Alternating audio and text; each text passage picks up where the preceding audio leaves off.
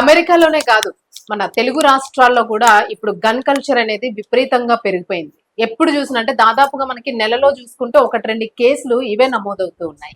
ఇప్పుడు తాజాగా outer ring road అంటే మెయిన్లీ మనం చూసుకుంటాము నైట్ రైడ్స్ కానీ, అలాగే ఎక్కువ లాంగ్ జర్నీస్ చేసే వాళ్ళు కానీ ఔటర్ రింగ్ రోడ్ ని చాలా ఇంట్రెస్టింగ్ గా సెలెక్ట్ చేసుకుంటూ ఉంటారు. మరి ఇలాంటి ఔటర్ రింగ్ రోడ్ మీద తీవ్ర స్థాయిలోనూ కాల్పులు జరిగినాయి. అసలు ఎవరు, ఎందుకు అక్కడ కాల్పులు జరిగినాయి, ఈ డీటెయిల్స్ మనం కనుక్కుందాం సీనియర్ జర్నలిస్ట్ దాము బాలాజీ గారి నుంచి.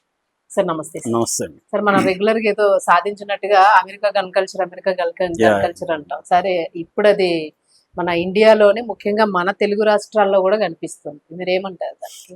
జనరల్ గా జనాల దగ్గర డబ్బులు దొరికేసరికి గన్ కల్చర్ కూడా పెరిగింది. సో ఈ మధ్య కాలంలో ఏంటంటే ఎన్కౌంటర్లు కూడా పెరుగుతున్నాయి. ఎన్కౌంటర్లు కానీ లేకపోతే లాకప్ డెత్లు ఇవన్నీ కూడా బాగా పెరుగుతున్నాయి. అట్లాగే జర్నలిస్టుల అరెస్టులు ఇవన్నీ కూడా జరుగుతున్నాయి. రాత్రి కూడా 2 జర్నలిస్టులని అరెస్ట్ చేశారు. కేవీఆర్ అనే ఒక అతన్ని, రావణ్ అనే ఒక అతన్ని, ఇద్దరిని కూడా ఇక్కడ నుంచి కేవీఆర్ని అర్ధరాత్రి ఆంధ్ర పోలీసులు తీసుకెళ్లారు. సో అంటే ఈ మధ్యకాలంలో వైలెన్స్ అనేది బాగా పెరుగుతుంది. ఇప్పుడు ఓఆర్ఆర్లో ఒక సంఘటన జరిగింది. అది ఈ మధ్యకాలంలో పోలీసులు కాల్పులు జరపడం అనేది మనకి హైదరాబాద్లో చూడలేదు. అంటే ఒక నిందితుల మీద కాల్పులు జరపడం అప్పుడెప్పుడో సజ్జనార్ చేశాడే కానీ తర్వాత లేదు. ఎన్కౌంటర్లు అనేవి సజ్జనార్ తర్వాత ఆగిపోయినాయి. అయితే ఆంధ్రాలో మాత్రం చెరువులో దూకేయడం ఎక్కువైంది. కల్ప్రిట్స్ అంటే ఎన్కౌంటర్లే మిస్సింగ్ ఎలాగ ఉంది. అది కాకుండా కూడా మిస్సింగ్ అనేది అసాధారణం యాక్చువల్గా ఈ మధ్యకాలంలో లేదు. అయితే చెరువుల్లో దూకడం మాత్రం పెరుగుతోంది. అంటే ఎన్కౌంటర్లు చేస్తే మళ్ళీ కమిషన్లు ఇవన్నీ ఎందుకు గొడవ అని మార్చుకున్నారు పోలీసులు, మెథడ్ మార్చుకున్నారు. అయితే ఇప్పుడు మళ్ళీ ఒక ఎన్కౌంటర్ కలకలం హైదరాబాద్ ఓఆర్ఆర్లో జరిగింది. ఓఆర్ఆర్ మొత్తం 158 కిలోమీటర్లు ఉంటుంది. జనరల్గా ఓఆర్ఆర్లో యాక్సిడెంట్లు ఎక్కువ జరుగుతుంటాయి. ఎందుకంటే అతివేగంగా పోతుంటారు, అడ్డదిడ్డంగా పోతుంటారు. మొన్న ఒక 11 ఇయర్ అబ్బాయి కూడా బండి నడిపి వాళ్ళ నాన్న పక్కన ఎంజాయ్ చేస్తుంటే అతను అరెస్ట్ కూడా చేశారు. ఓవరాల్ ఇట్లాంటి వింతలంతా జరుగుతుంది. సో ఇప్పుడు ఈ రోజు రాత్రి ఏమైందంటే అర్ధరాత్రి ఓఆర్ఆర్ దగ్గర తుర్కయాంజల్ పరిధిలో బొంగుళూరు ఎగ్జిట్ అంటారు, ఎగ్జిట్ నెంబర్ 12 అక్కడ ఒక వ్యక్తి మీద పోలీసులు కాల్పులు జరిపారు. ఇది కలకలం రేపింది. అయితే ఇది ఎలా జరిగింది, దీంట్లో నిజంగానే ఎన్కౌంటర్, ఇది మామూలుగా ఎన్కౌంటర్లు అంటేనే హత్యలని అందరు ప్రజలకు కూడా తెలిసిపోయింది. కానీ ఇది నిజమైన ఎన్కౌంటర్ అని పోలీసులు అంటున్నారు. ఇందులో మనకి ఇప్పటి వరకు పోలీసుల ఇన్ఫర్మేషనే ఉంది దీంట్లో. ఎందుకంటే అవతల వ్యక్తి గాయపడి ఉన్నాడు సీరియస్గా, అతని వెర్షన్ ఏందో మనకు తెలియదు. కాబట్టి ఇది ఒక వన్ సైడ్ స్టోరీగానే మనం చూడాలి. సో పోలీసులు ఏం చెప్తున్నారంటే భూషణ్ శ్రీకాంత్ అనే ఒక ఇంటర్ స్టేట్ అంతర్రాష్ట్రీయ దొంగ అంటే అతను రకరకాల రూపాల్లో దొంగతనం చేస్తారు, చోరీలు చేస్తారు, తర్వాత దోపిడీలు చేయడం, తర్వాత హౌస్ బ్రేకింగ్, ఇళ్లలో తాళాలు పగలగొట్టి ఇళ్లలోకి వెళ్ళి దోచుకోవడం. ఇటీవలనే జూన్ 25న గుంటూరులో మరిచర్ల అనే ఒక గ్రామం, రొంపిచర్ల మండలం, గుంటూరు జిల్లాలో ఒక గ్రాసరీ స్టోర్లోకి వెళ్ళి ఇతను తాళాలు పగలగొట్టి లోపల ఉన్న గల్లపెట్టలు ఉన్న డబ్బులు, కొన్ని విలువైన వస్తువులు పట్టుకుపోయాడు. అక్కడి నుంచి ఆ సీసీటీవీలు అంతా కూడా ఇవన్నీ కనిపించింది. అక్కడి నుంచి ఇతను వేటాడుతున్నాడు. ఇటు గుంటూరు పోలీసులు, ఇటు హైదరాబాదు, నల్గొండ ఇలాగా. సో ఇతని మీద 1 డజన్ పైన కేసులు ఉన్నాయని చెప్తున్నారు. సో ఈ క్రమంలో ఏమైందంటే నల్గొండలో ఉండే సిసిఎస్, సెంట్రల్ క్రైమ్ స్టేషన్ వాళ్ళకి ఒక నమ్మకమైన ఇన్ఫర్మేషన్ వచ్చింది. ఇట్లా ఓఆర్ఆర్ మీదుగా అతను వెళ్తున్నాడు, పలానా చోటు నుంచి పలానా చోటుకి వెళ్తున్నాడు అని. సో వీళ్ళు ఈ బొంగుళూరు ఎగ్జిట్ దగ్గర కాపు కాస్తారు పోలీసులు. కాపు కాసినప్పుడు వీళ్ళకు ఇన్ఫర్మేషన్ వచ్చిన ప్రకారం డీసీఎంలో ఇతను వస్తున్నాడు. సో వీళ్ళు సడన్ గా డీసీఎం ముందుకు వెళ్ళి ఆపమన్నారు. కానీ అతను ఆపకుండా దిగేసి వీళ్ళ మీద అటాక్ చేశాడు. పోలీసుల మీద అటాక్ చేసి సినిమాటిక్ చేజ్ కూడా జరిగింది. అందులో కానిస్టేబుల్ విష్ణువర్ధన్ అనే అతను కూడా గాయపడ్డాడు. దాంతో పోలీసులు ఏం చేశారంటే ఇంకా విధి లేక అతని హెచ్చరించినా కూడా వినకుండా పరిగెత్తుంటే అతని కాళ్ళ మీద కాల్పులు జరిపారు. దాంతో అతను కుప్పగూలిపోయాడు. దాంతో ఇమ్మీడియట్ గా దగ్గరున్న హాస్పిటల్కి తీసుకెళ్లారు.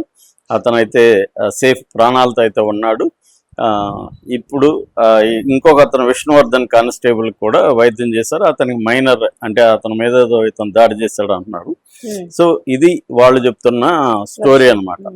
సో దీంట్లో చాలా లూప్ హోల్స్ ఉన్నాయి. అదేంటంటే అసలు అటాక్ అంటున్నారు కానీ ఏ రకంగా అటాక్ చేశాడు జైలు అంటే వెహికల్ని వీళ్ళ మీదకి తీసుకెళ్ళాడా చెప్పలేదు. దిగి ఇంతమంది పోలీసులు చుట్టుముట్టినప్పుడు పారిపోతాడు కానీ వీళ్ళ మీదకి ఎందుకు వస్తాడు? వీళ్ళ దగ్గర ఆయుధాలు ఉంటాయి, అన్నీ ఉంటాయి కదా. పైగా అతని దగ్గర ఆయుధాలు ఏమైనా ఉన్నాయా చెప్పలేదు. వీళ్ళేమి అంటే దేనితో అయినా దాడి చేశాడా? ఆయుధాలు ఉన్నాయా? రాడ్డుతోనో కత్తితోనో దాడి చేశాడా? ఈ కానిస్టేబుల్కి ఎలాంటి గాయాలైనాయి? ఇవన్నీ లేవు. అట్లాగే మెడికల్గా డాక్టర్ల సర్టిఫికేట్ ఏంటి? ఆ కాల్పులు ఎలా జరిగాయి కాళ్ళ మీద? సో ఇవన్నీ ఏం చెప్పట్లేదు. అందుకనే ఈ మధ్య ఏంటంటే పోలీసులకు కూడా బాడీ క్యామ్స్ ఉండాలి. ఇప్పుడు అమెరికా లాంటి చోట్ల బాడీ క్యామ్స్ ఉంటాయి. బాడీ క్యామ్స్ ఉంటే అవన్నీ రికార్డ్ చేస్తాయి అనమాట. అందుకని ఇప్పుడు కూడా ఈ డిమాండ్ వస్తుంది. ఎందుకంటే మన కృష్ణలంకలో గాదె సాయి కృష్ణని తీసుకొచ్చి మిస్సింగ్ చేసిన కేసులో సీసీటీవీలే లేదు. సో సీసీటీవీలు పెట్టి లాభం ఏంటి? పోలీస్ స్టేషన్లో 1 month సీసీటీవీ ఫుటేజ్ లేకపోతే ఎవరు దాని మీద నిఘా లేదా? దాని మీద పై స్థాయి అధికారులు ఏమి రిపోర్ట్ లేదా? రెగ్యులర్గా సీసీటీవీ ఫుటేజ్ ఉందా లేదా? ఇవాళ ఏంటంటే మేము స్కిల్ డెవలప్మెంట్ చేస్తాం. స్కిల్ డెవలప్మెంట్లోనే సీసీటీవీలు పెట్టి మేము ఫోన్లలో చెక్ చేస్తాం డైలీ అక్కడ ఎవరెవరు వచ్చారు. అంత ఈజీగా ఇవాళ కంట్రోల్ రూమ్ లో ఎవరి police station CCTV footage work అవుతుందా లేదు చూసుకోవడం ఇవాళ ఎంత పెద్ద సమస్యనా? వెరీ ఈజీ యాక్చువల్ గా. ఒక కంట్రోల్ రూమ్ డిస్ట్రిక్ట్ లో పెడితే ఆ డిస్ట్రిక్ట్ లో ఉండే పోలీస్ స్టేషన్ లో ఇటు కొడితే అది ఓపెన్ అవుతుంది, సీసీటీవీ ఉందా లేదో తెలిసిపోతుంది. సో లేకపోతే ఇమీడియట్ గా ఏమయ్యా సీసీటీవీ పనిచేయట్లేదా, ఇమీడియట్ గా రిపేర్ చేయండి అని చెప్పాలి. 1 month లేకుండా ఎలా ఉందండి పై అధికారులకి? అందుకని క్లియర్ గా ఏంటంటే ఇది అక్రమంగా తీసుకురావడం, కొట్టడం, చంపడం, మిస్ చేయడం, ఏమన్నా అయితే అంతర్రాష్ట్రీయ దొంగ అని చెప్పడం. నేను జైల్లో ఉన్నప్పుడు ఇలాంటి అంతర్రాష్ట్రీయ దొంగలు అరెస్ట్ అని పేపర్లు వచ్చేదండి. ముందు రోజు పేపర్లో నేను చదివేవాడిని. మరుసటి రోజు ఒకడు బక్కగా ఒక అతన్ని తీసుకొచ్చి వదులుతారు. వాడిని చూస్తేనే వాడికి అంతరాష్ట్రీయ ఏమనిపించదు. నేను నవ్వుతూ అడిగేవాడిని కానిస్టేబుల్, వీడేనా సార్ అంతరాష్ట్రీయ దొంగ అంటే? వాళ్ళు కూడా నవ్వేవాడు. అంటే ఏ కోళ్ళు దొంగిలిచ్చి ఉంటాడండి, అంతకంటే ఏం లేదు. అంటే వీళ్ళు ఏంటంటే ఏదో ఒక అకౌంట్లో చూపించాలి కాబట్టి అంతరాష్ట్రీయ దొంగ అని చెప్పేయడం. ఇప్పుడు ఇతని మీద ఏ కేసులో ఇదొక్క నేరమే బయటకు వచ్చింది. ఇందాక చెప్పిన ఈ కిరాణా స్టోర్ ఏ కేసులు ఉన్నాయి ఏంటి కూడా ఎక్కడా లేదు. అంటే పోలీసు వెర్షన్ లోనే అనేక చిల్లులు ఉన్నాయి. సో ట్రాన్స్పరెన్సీ లేదు. పోనీ ఆ ఏరియాలో సీసీటీవీ ఎగ్జిట్ అంటే సీసీటీవీలు ఉంటాయి అక్కడ, సీసీటీవీలు ఉన్నాయా లేదా, ఫుటేజ్ ఏంటి, ఇవేవి లేవు అనమాట. అంటే పోలీసులు ఏం చెప్తే అది ఒక అంతర్రాష్ట్రీయ దొంగ మా మీద అటాక్ చేసి పారిపోతుంటే కాల్చాము, ఇది స్టోరీ. సో దీన్ని ప్రూవ్ చేయాల్సిన అవసరం ఉంది. మామూలుగా అయితే వీళ్ళ మీద హత్యాయత్నం కేసు పెట్టి ప్రూవ్ చేయాలి కోర్టులో ఏదైనా కూడా. ఎందుకంటే లేదంటే ఏమవుతుందంటే వాడు అంతర్రాష్ట్రీయ దొంగ కాదు తెలియదు మనకి. ఒకవేళ అంతర్రాష్ట్రీయ దొంగ అయితే వీళ్ళ మీద దాడి జరుగుంటే ఎలా దాడి జరిగింది ఏంటి, దానికి ఏమీ ఇది లేదు. సో అనేక లూప్ హోల్స్ అయితే ఈ స్టోరీలో ఉన్నాయి. ఎప్పట్లాగే మామూలుగా ఎన్కౌంటర్ అంటేనే రెగ్యులర్గా చెప్పేది ఒకటే, పోలీసులు మీద దాడి చేశాడు, మేము వారిస్తా ఉన్నా వినలేదు, ఇంకా విధి లేకుండా ఆత్మరక్షణ కోసం కాల్పులు జరిపామనే స్టోరీని రకరకాల రూపాలు మార్చి అదే చెప్తుంటారు. సో ఈ మధ్య కాలంలో ఏమో అతను పశ్చాత్తాపడి చెరువులో పోయి దూకి చచ్చిపోతుంటారు. చెరువు వైపు వీళ్ళు ఎందుకు వెళ్తారో తెలియదు. ప్రతిసారి చెరువు వైపు వెళ్తారు, చెరువు గుండానే వెళ్తారు, చెరువులోకి దూకి చచ్చిపోతుంటారు. అక్కడే టాయిలెట్ వస్తుంది, అక్కడే అతనికి వస్తుంది, అతనే వీళ్ళు అక్కడే వదులుతారు అతన్ని, అతను వెళ్ళి దూకి చచ్చిపోతాడు అనమాట. అంటే జీపులో ఉండేవాడు వెళ్ళి దూకి చచ్చిపోతుంటాడు. సో ఇది స్టోరీలు అనమాట. సో ఈ స్టోరీ ఇలాగ పోలీసులు చెప్పినప్పుడు పోలీసులు ఎవరికి జవాబుదారీగా ఉండాలి? ప్రభుత్వానికి ఉండాలి, కోర్టుకు ఉండాలి. కానీ ప్రభుత్వమే పోలీసులకు పర్మిషన్ ఇచ్చేసి మీరు చేయండి అని చెప్తున్నప్పుడు కోర్టులు ఏం చేస్తాయి? నిన్న కూడా ఆంధ్రప్రదేశ్ హైకోర్టు విపరీతంగా వాపోతుంది.